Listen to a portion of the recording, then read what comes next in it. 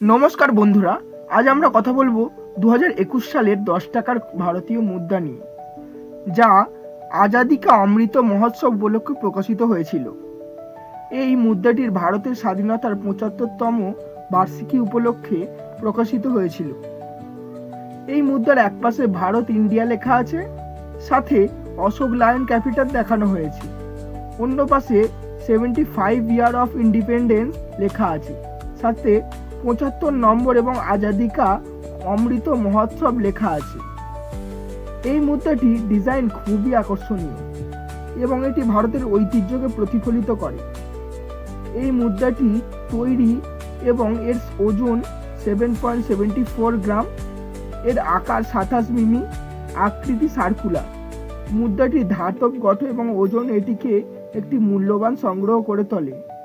এই মুদ্রার মূল্য সাধারণত 10 টাকা, তবে সংগ্রাহকদের কাছে এর মূল্য বেশি হতে পারে। ছবিতে দেখানো হয়েছে ইউএনসি অবস্থায় মূল্য 700 টাকা।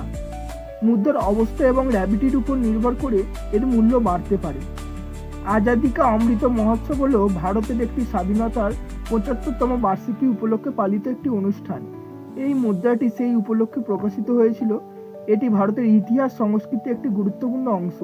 এই মুদ্রাটি ভারতের ইতিহাস সংস্কৃতি একটি গুরুত্বপূর্ণ অংশ এবং এটি সংগ্রাহকদের জন্য গুরুত্বপূর্ণ এবং মূল্যবান।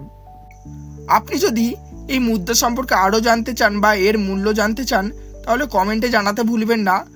আপনার প্রশ্নের উত্তর দেওয়ার জন্য আমরা প্রস্তুত আছি সবসময়। ধন্যবাদ। আপনি যদি মুদ্রা সংগ্রহ পছন্দ করেন, তাহলে আমাদের চ্যানেলটি সাবস্ক্রাইব করুন, বেল আইকন ক্লিক করুন। আমরা নিয়মিত ভিডিও আনতে থাকব। আপনার কাছে কি মুদ্রা আছে কমেন্টে জানান, আমরা আপনার অভিজ্ঞতা শুনতে আগ্রহী।